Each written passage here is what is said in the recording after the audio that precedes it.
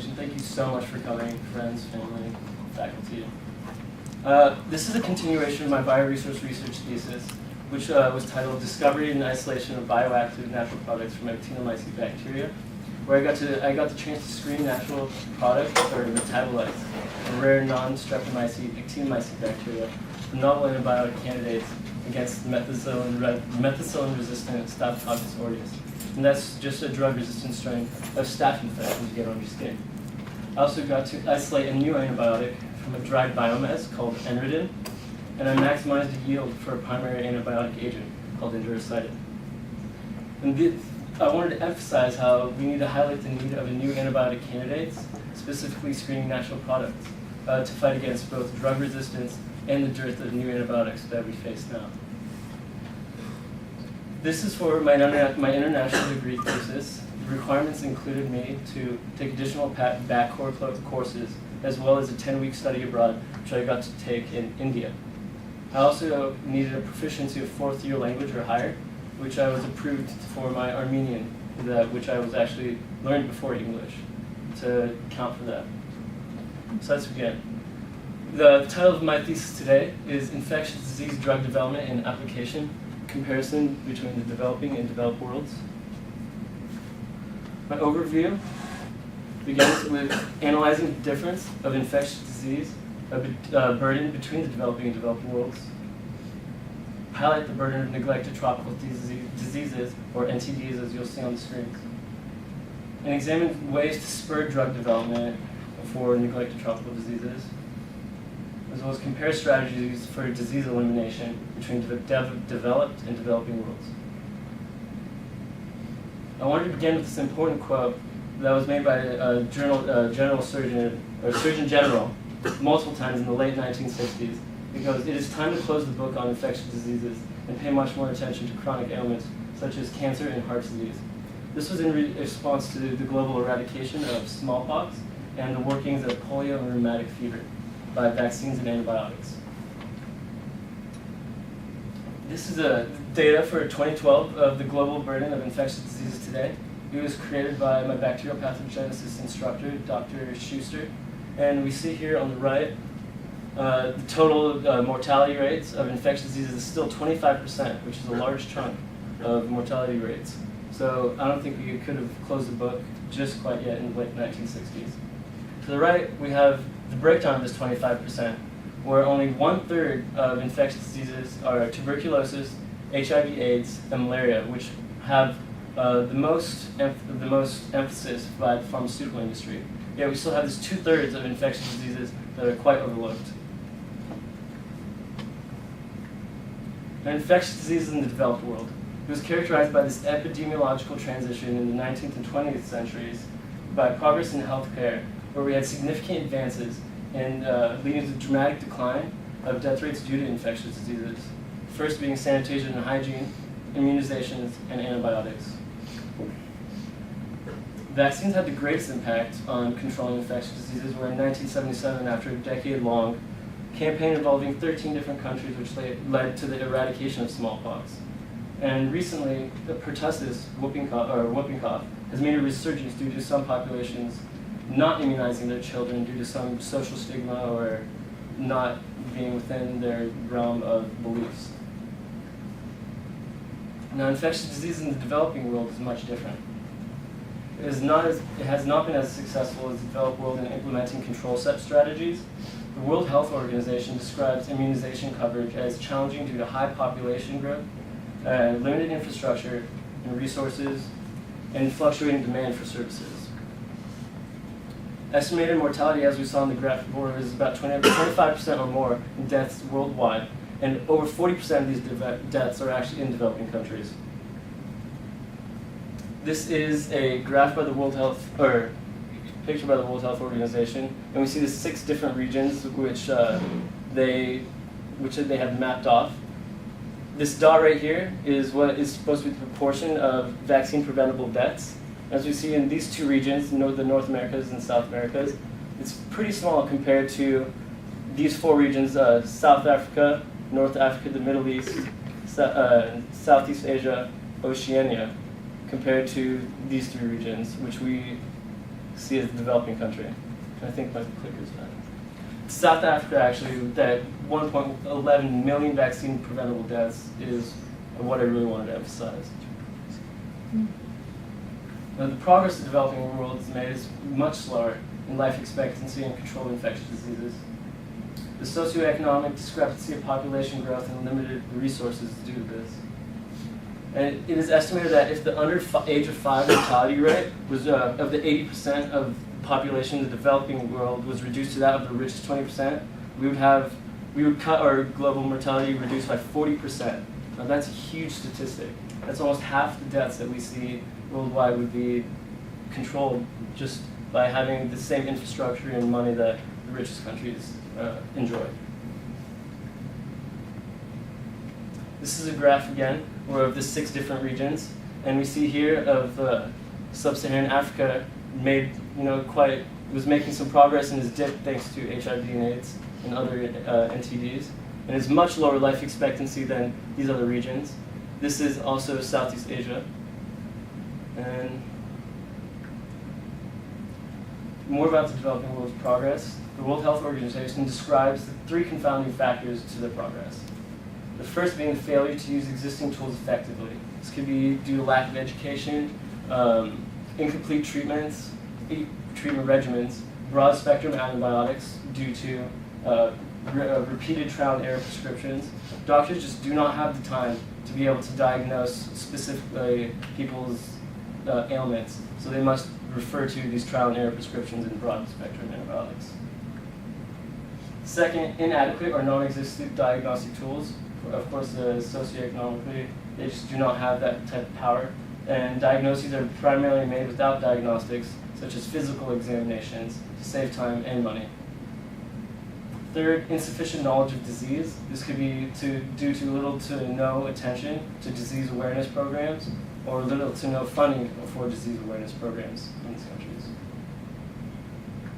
So neglected tropical diseases, you heard me say this earlier, these are a subset of infectious diseases called NTDs that plague the developing world specifically. They begin with helminth infections, which we see here in America as well, ascariasis, hookworm, and whipworm. These are 3 parasites in your gut. We have lymphatic filariasis, which is also elephantiasis. I'm guessing everybody's seen pictures of that, the enlargement of limbs. Onchocerciasis, river blindness. I'm going to stop trying to pronounce these names. I'm going to go with guinea worm disease. Schistosomiasis, which is a gut parasite transmitted from a snail. Chagas disease, which actually I heard in the news last week has penetrated into the North Americas. I heard there was a couple cases in Texas, so just good connection to how these neglected tropical diseases we're vulnerable now because we do not pay enough attention to them in the Americas. That's a parasite from the bite of an insect. Human African trypanosomiasis, sleeping sickness. And leishmaniasis, which I will delve into later. Buruli ulcer, leprosy, which I will also talk more in depth later on. And trachoma, which is just a bacterial eye infection.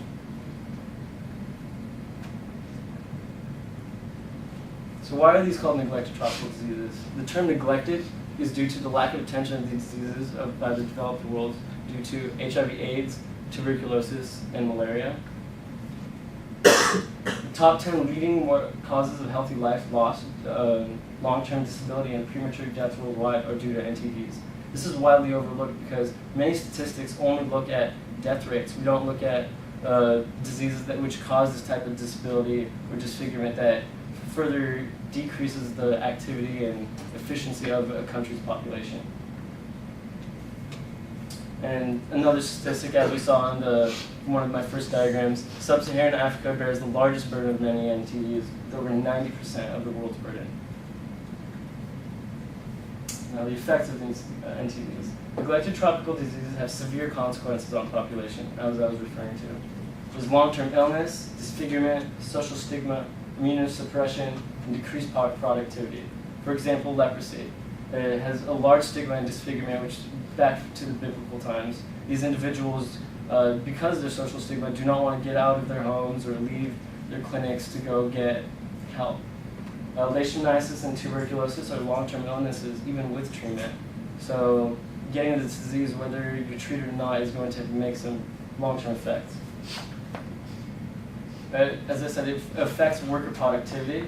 Households and firms must adapt their productive activities in order to deal with their diseases. And coping strategies lead to lower savings and investment, lost capital and purchasing power, and inefficient labor substitution. In developing countries which already do not have the socioeconomic power to deal with these NTDs must also deal with a population that is plagued by diseases, decreasing their overall net value. We also lack treatments for NTDs, and this is because they do not offer sufficient financial returns for the pharmaceutical industry to get into research and development. NTDs represent 11.4% of the global burden, and only 1% of about 14,000 new chemical entities were marked between 1975 and 1999 registered for these diseases, which is ridiculous. And also with NTDs, we have this innovation gap of novel antibiotics, which is evident in the dramatically reduced number of new antibiotic approvals by the U.S. Federal Drug Administration over the past 2 decades, also called the antibiotic drought. We can see here in this table, beginning in 83 to 87, we had 16 new antibiotics, and it's just slowly decreasing number to 2002 and 2005 with only 3 new antibiotics. And with the rise of drug resistance, how are we supposed to fight these bacterial resistances without new antibiotics to treat them with? So what have we done? To make new antibiotic developments for NTDs, there needs to be a new paradigm shift for drug development. This is through public-private partnerships called PPPs in an attempt to meet the needs of developing countries through establishing public-private collaborations, networks, and partnerships. And they must be intricately structured to shift the industrial strategy from maximizing profits to establishing an equitable and pricing policy worldwide. What is imperative is maintaining a low cost for these NTD treatments for those populations in the developing countries to be able to pay and work for them. The low cost is determined by 4 factors. First is commitment of these pharmaceutical companies to provide subsidized medicines. The second is the scale of the programs due to the large influx or large growth of populations in developing countries. Potential for synergizing delivery methods with other profitable treatments or vaccines. And the distribution of these treatments are solely based on volunteer contribution by the communities. Now I wanted to compare first Southeast Asia region, which is where I got to visit in India, and infectious diseases here in the developed world. And we're going to start with Southeast Asia. And Southeast Asia has the highest burden of 3 major NTDs: leprosy, lymphatic filariasis, and leishmaniasis. Several factors make eliminating these NTDs an attainable goal by the World Health Organization, which I will get into later. The World Health, and referring back to the PPPs, the World Health Organization must work with partners such as the World Bank and Special Program for Research and Training in Tropical Diseases to be able to tackle such a problem. Now, this is a nice little slide of my internship in India. I got to observe medicine for 10 weeks, visiting 6 different cities in India. I focused on communicable diseases, but also took time to observe traditional medicine, which is so rich in India, thanks to Ayurvedic medicine, which is one of the oldest medicines around, practices of medicine. I got to see the firsthand devastation caused by these neglected tropical diseases, and I was also immersed in the culture. Some photos. This is me. I got to live in an ashram for about 3 weeks, and this was our yoga instructor. I also, we focused on communicable diseases, but I have this really big interest in surgery, so they got to take me to surgery rooms, and that's me with my thumb up. Me with the yogi and the Shiva statue, me in the Taj Mahal, and me and some of my friends having fun on an Indian festival called Diwali, which is kind of like their 4th of July, where they have a bunch of fireworks and everyone just has a great time. And I have this video just to show what it's like to just walking to a doctor's office in India. I cut it down.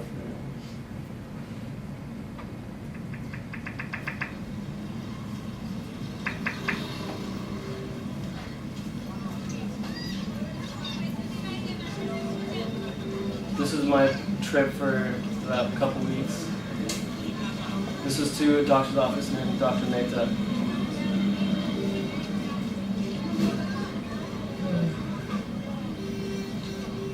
The random car that tries to get through. Could you believe cars drive through this? You can probably hear it beeping still.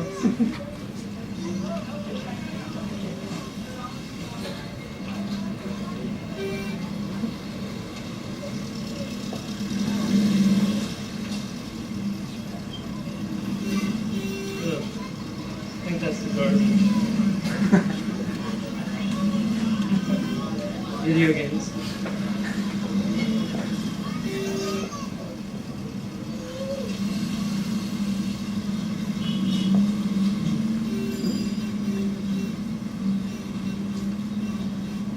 It's gonna be so weird coming back to America because this is what I see every day.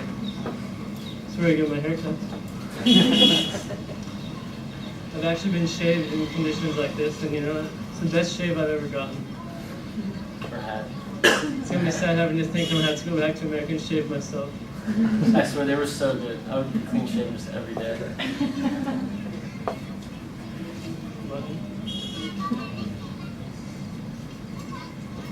should be able to soon. Alright, I think you get the gist.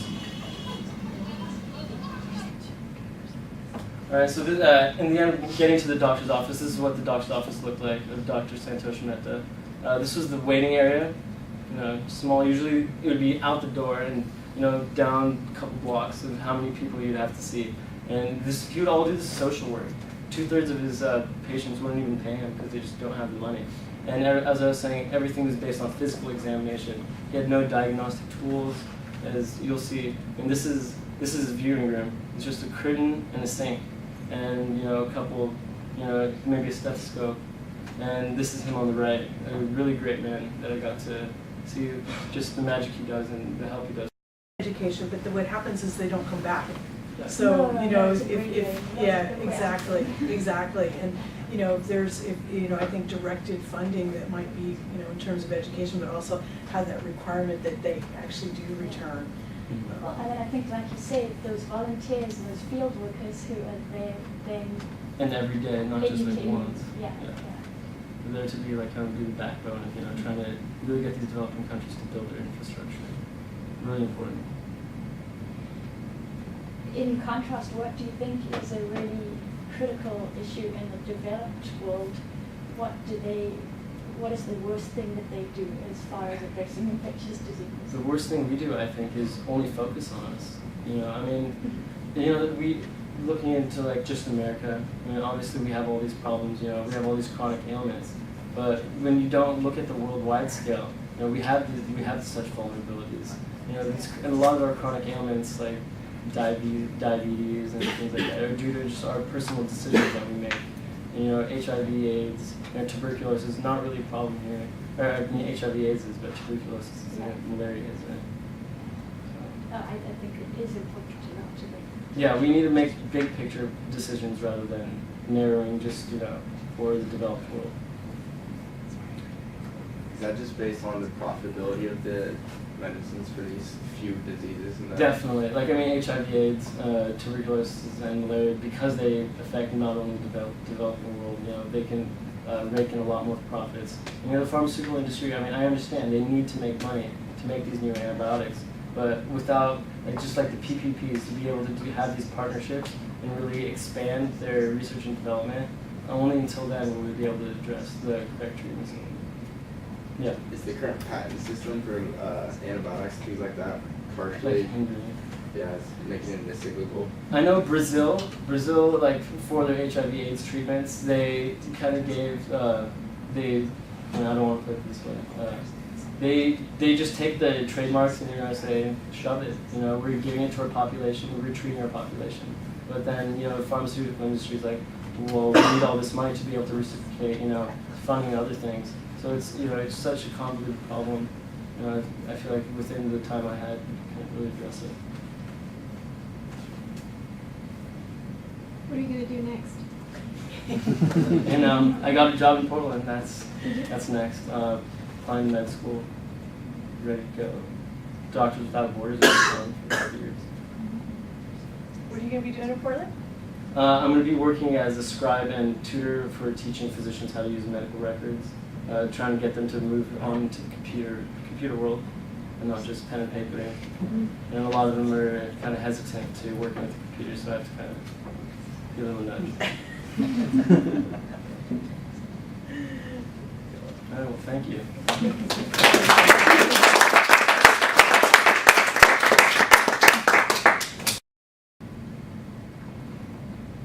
And now going back to what the World Health Organization does.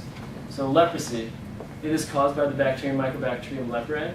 It is actually not very contagious with a long incubation time, which is the time it takes to actually have physical symptoms. I think it's about 20-something days for the bacteria to divide once in your body. So that's a lot of time for your immune system to deal with it. And rather, we have all this social stigma, and people don't even want to deal with lepers. Symptoms involve skin sores, nerve damage, and muscle weakness. So the World Health Organization says 67% of cases detected globally in 2008 are in this Southeast Asia region. What they do to control it is multi-drug therapy to treat and cure the reservoir. And there is free global supply provided by the pharmaceutical company Novartis. And what social workers must do is they have to actually go out there in the field and find these individuals that are inflicted with leprosy because the social stigma of not letting them come out. I got, especially in Dr. Santosh's clinic and in the leprosy clinic you'll see next, they just have armies of these field workers going from door to door, trying to talk to families and individuals, trying to get them to even say that they have a family member inflicted by the disease. And most of these families won't even say so. How effective these field workers are is we have cured 12.8 million cases of the 15 million cases reported in 2010, which is huge. This is just a picture of Mycobacterium leprae. If left untreated, this is the kind of disfigurement it causes. As you can see why we have such social stigma in the face. Now this is a leprosy clinic I got to visit for a couple weeks. This is a doctor performing electric stimulation of patients' nerves due to their nerve damage. Here we see a woman with 2 bags on her hands, and in these bags are hot paraffin wax, and that's to try and the nodules of leprosy to try and get that to expel, and also for the muscle weakness in their hands. And on the left is me with the head of the clinic. I also have another video where he's going to use this electric current to flow through his leg and try and get his nerves to start innervating the muscles. And we'll see his legs start moving. You can see the nodules on his leg. I don't know if it's clear back there. You can barely see it here.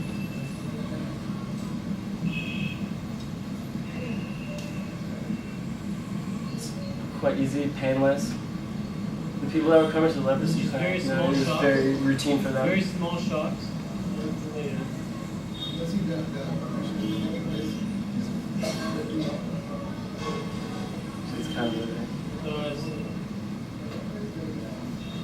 How does it affect life expectancy, leprosy?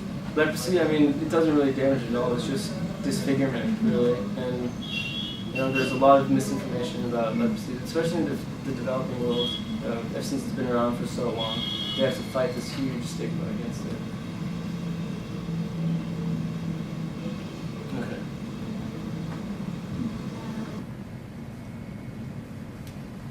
All right. So now looking at leishmaniasis.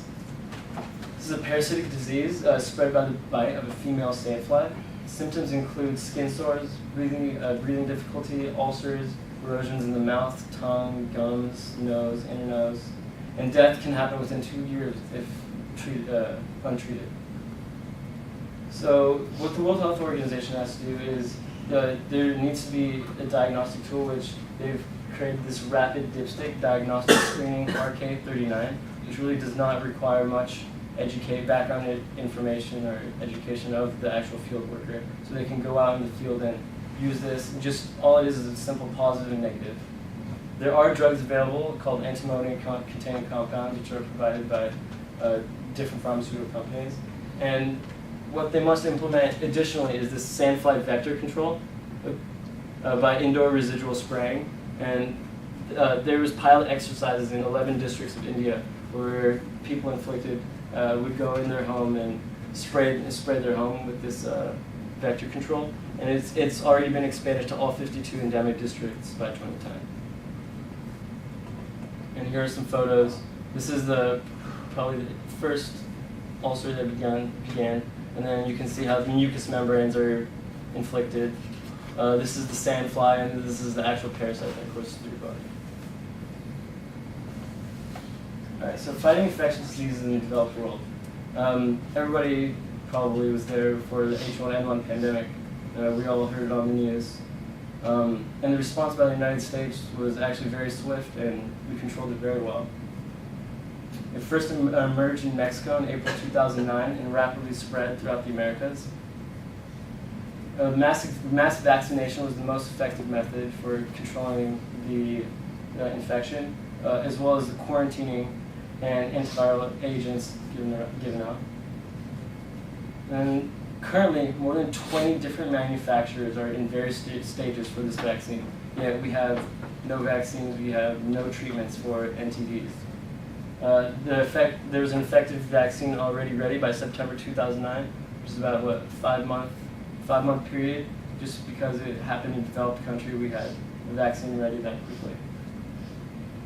And for the fast response, the U.S. has surveillance methods at the state level and at the federal level. So we have this really fast control.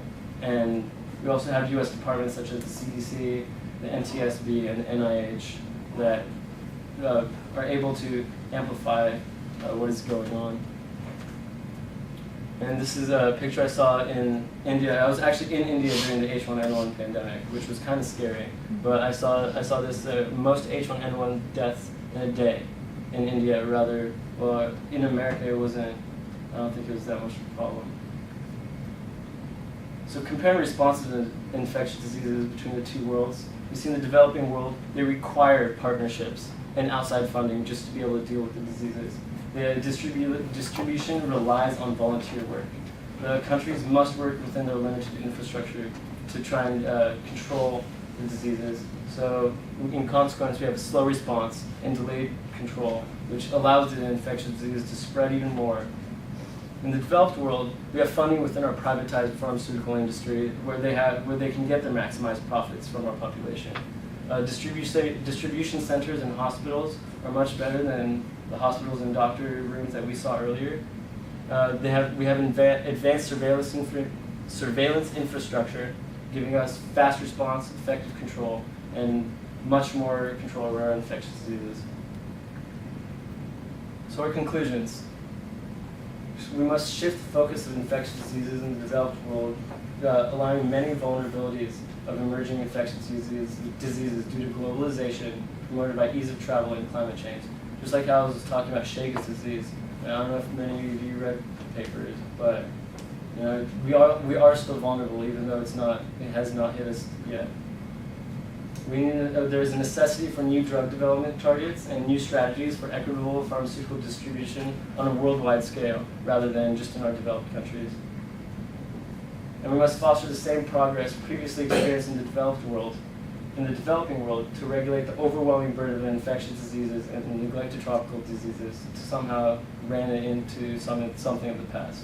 So maybe the Surgeon General in the 1960s can actually have his dream come to fruition. So my acknowledgements. Thank you everybody for coming. I really appreciate you guys for making it out here and listening to me ramble on for about 20-30 minutes.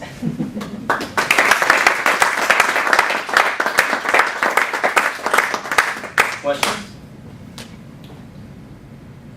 Yes. You had a map in the beginning and it showed, I think it was infectious diseases. Yeah, and it the showed, vaccine preventable diseases? Yeah, the east coast of the United States had a little mark there somewhere. Yes. And I wondered what that was. That's just how little we have vaccine-preventable disease because everybody's vaccinated. For the whole country? For the whole country. Okay. So these are, as I said, these are the 6 different regions. I see. I thought that was a hot spot on East Coast or Better something. stay away. I don't know why they chose where these dogs. Gotcha. Those are the people who refuse to have vaccines. Yeah, exactly. And Petrossian. Any other questions? Yes. Commenting kind of back on the fact that they looked at smallpox and eradication, and there was kind of an effective method where they were able to eliminate it. And then they try to do the same thing with polio. Why do you think they were having such difficulty in the developing world in eradicating polio? And you know, kind of looking at this, how would this segue to these NTDs you talk about? As I said, they just don't have the infrastructure. I mean, even though we saw in the developed world where we were able to get everyone vaccinated, you know, we have all these hospitals and distribution centers. Like, the developing world just does not have the type of manpower, and it doesn't. Their population just isn't as aware of these diseases, or you know, that's not their first problem. I feel like in the developing world, the first thing is food, putting food for your family, and then you know, many other problems, and then it's okay. Now I have to go see the doctor. What do you think are some key things that are different from the fact that smallpox was effective, though, at that Why time was period? it effective? Yeah, what makes it different in today's kind of looking I feel at it? like just because smallpox, the reservoir is only in humans, is very easily treatable. The treatment was very cheap. It was maybe a lot easier to distribute. There are several factors that smallpox was like the perfect disease to eradicate from the world, rather than polio and rheumatic fever. So you showed that table showing the decline in the production of antibiotics. Is that partially due to the effectiveness of antibiotics, or simply neglecting all these tropical diseases that you're talking about? This is just due to, well, first off, what my first thesis was looking at natural products. The pharmaceutical industries have kind of waned away from natural products, which gave us such great novel antibiotics, and they looked at synthetic libraries and high throughput screening of these compounds, which just aren't as effective as natural products because it takes so much time and so much effort for, you know, you have to go from the beginning of culturing your bacteria, of screening their metabolites, and you have to isolate all the different metabolites, you know, screen those. That's the type of difficulties I had in my first research. You know, I worked for 2 years trying to isolate, you know, one compound, and all it was a fatty acid. So, you know, I think the pharmaceutical industry is trying to pay people to do this, and yet they can't get, you know, the sufficient compounds that they need. So it's expensive and time Yeah, consuming. very expensive, very time consuming. In India, was it more common for individuals to go to like the clinics or more traditional medicine? You know, there was a big split. It was all about what people believed in. Like, I was in a homeopathic doctor for a while, and you know, anybody that would come in, they're like, "Oh, I won't see an allopathic doctor anymore." Whereas when I'm in an allopathic doctor's office, you know, all their patients are like, "You know, I tried homeopathy, and it's not for me." So it just kind of varies. Yeah, it really varied. Definitely. Or whether they get the answers from the first doctor or not. Exactly. It's all about who gives them, you know, the results that they want, and it has the right motive. Greg, I wanted to ask you. You mentioned that the leprosy didn't necessarily reduce the death rate, and I just kind of wonder, the leprosy being a long-term disease, it is a bacteria. Your body's going to be producing antibodies to that. I mean, even being immunosuppressed, wouldn't that reduce your life expectancy due to maybe other diseases, or? You know, because they form nodules, I feel like the life expectancy really isn't reduced by a significant amount. Like, all these lepers, you know, live to be 70, 80. And a lot of the ones that I met, you know, they were living a normal life, but just. Well, actually, they put them on the outside of society, Oh, so they're not exposed to maybe as much either. Definitely. Like, when I went, it was this, like, almost like a retirement home of lepers. And you're, like, walking from dormitory to dormitory, it was just all these older, you know, people just disfigured, but, you know, they'd get up, go have their breakfast, still do their thing. But does that assume they're being treated? They were being treated, yes. Okay, 'cause you had one picture of somebody who wasn't treated that didn't look like they were very good quality of life. Yeah, the first, the really bad ones. And then looking at the ones that were having the treatments, you know, all he had was just like a couple nodules on his leg. And I feel like maybe he was lucky enough to catch it early on enough, you know, he really didn't care about the social stigma. Yes. Was the electric treatment on his leg to prevent loss of his Of nerve motor damage. functions? Would he be Yeah. able to lose his ability to walk? Yeah, I remember watching him walk, like, he was kind of hobbling. There's leprosy can cause nerve damage, and not only that, but the muscle weakness keeps you from, really being able to move your leg.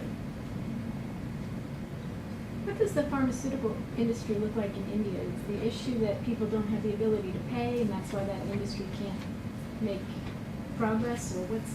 They have I remember going there, like my grandmother needed some, cheaper drugs. I remember she just called me, she's like, can you try and get this from like the pharmaceutical companies there? And what they have is like generic versions. And there's trademarks in America, yet in India they kind of look past that and develop them anyway and produce them anyway. So, based on your experience in India, what do you think, just looking at your general surroundings there, what do you think still is the most effective way that would to help the burden, the morbidity caused by infectious diseases? You listed three. You actually listed three things that you need, and people rationalize looking for new drugs to help these kind of things. But what do you think would most help those people there? I really think the field workers, the volunteer workers, the people from, the Peace Health Corps and things like that, they're the ones really making a difference. And the doctors, one of the doctor's offices I was in, they were in a room maybe like this, and there was a line snaking throughout the whole room. These are all sick people. The doctor's sitting there, all he has is physical diagnoses to use to try and treat them. I feel like the field workers going out there, finding these people, having diagnostic screens and reducing the global burden, just like how we saw leprosy, treating almost, more than 80% of the cases. But if it was a physical thing to give somebody, what would be the best gift that you could give somebody in sub-Saharan Africa? Sub-Saharan Africa. Would it be an antibiotic, or would it be what would it be? I would think you can't just give them an antibiotic. It would have to be more the education and the antibiotic. It has to be something that's sustainable within the community itself for them to actually make a difference. Because they've already tried that, putting field workers out there, just giving them antibiotics and say, here you go. But they don't go through the complete regimens. They don't even know why they're taking them. So unless there are some type of clinics like that, there are people there that can stay there, throughout weeks, and they're not there just to give them something to leave. That's where the people see the real effect. Shai, I think that's very true. I think one thing, because I'm from Zimbabwe, and what I think as well is clean water. Yeah. Simply clean water is what we need to address first. And there's a bunch of foundations like that, trying to address that. There's like bags or something that are UV activated. Yes, they just put them out like on the tops of their roofs, and they clean it. That's another way of cleaning the water.